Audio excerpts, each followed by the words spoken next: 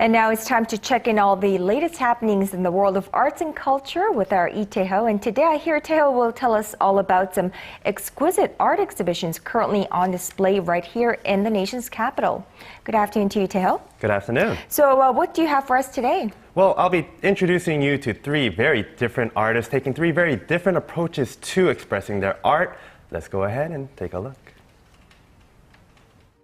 Drawn with gold paint, sprinkled with gold dust, and layered with gold flakes for a finishing touch. Each of the paintings by artist Seo Soo-young are done in this manner, and the subject of each painting is always a member of the Korean royalty from the past. In her new solo exhibition titled The Elegance of the Imperial Family, Seo has laid out 60 of her latest works.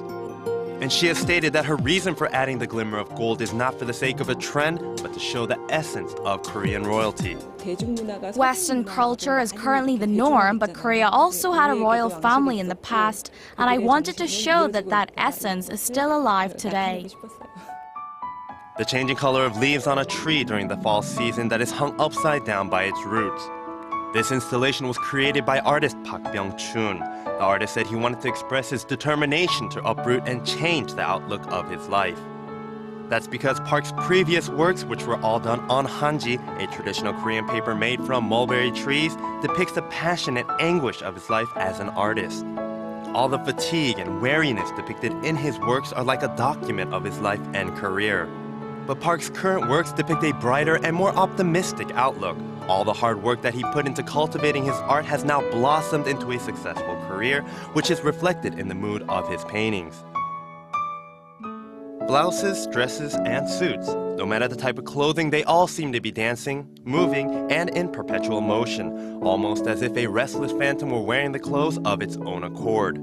These are the works of photographer Oh Sang-taek. Within his works are the minds and hearts of the owners of the clothing, restless and unable to remain at ease, always a flurry of movement, at times graceful, at times clumsy. Within the photographs are not simple pieces of clothing, but the soul and essence of the people who wear them. 34 works of art by Oh are on display at Gallery Ye in Gangnam until the 20th of December.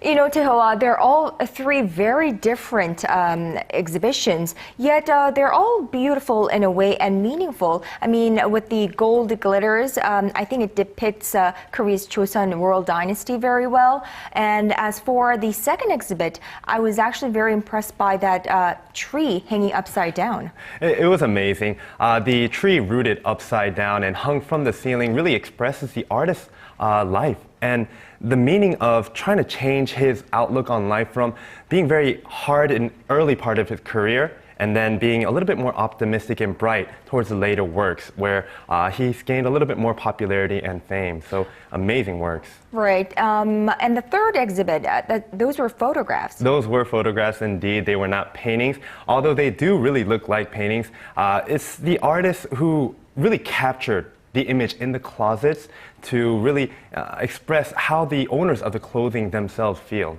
It's amazing how artists have different, I suppose, channels to express their emotions or feelings at the time, and it would be great for us to check it out as well.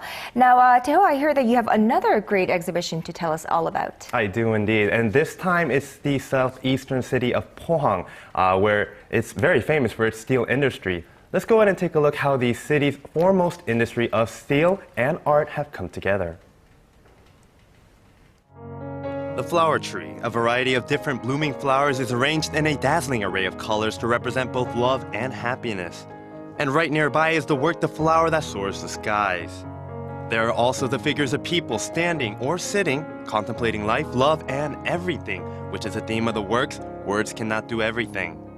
All stand out in appearance, color, and even the theme. But what brings all these works together is one common element: steel.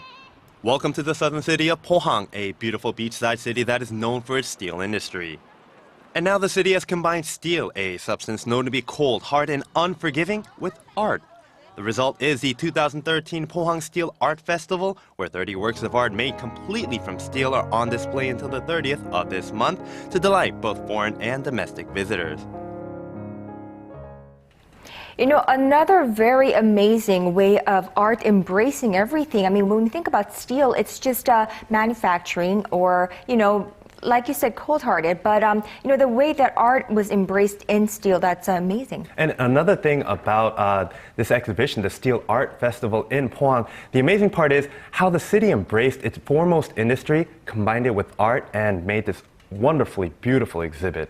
Definitely. So, all right, Taeho, thank you so much for sharing all these beautiful exhibits with us today, and we'll see you tomorrow. All right.